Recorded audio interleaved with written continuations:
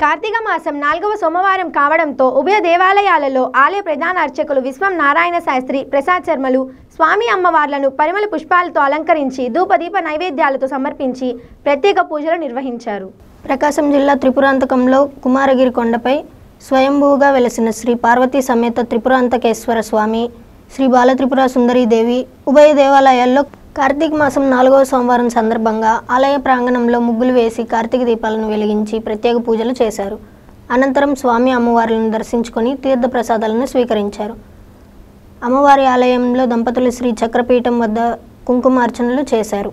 ప్రభుత్వ నిబంధనల మేరకు ప్రతి ఒక్కరికి శానిటైజర్తో చేతులు శుద్ధి చేసుకొని అలాగే థర్మల్ స్క్రీనింగ్ చేసి భక్తులను దేవాలయంలోకి అనుమతిస్తున్నట్లు అధికారులు తెలిపారు.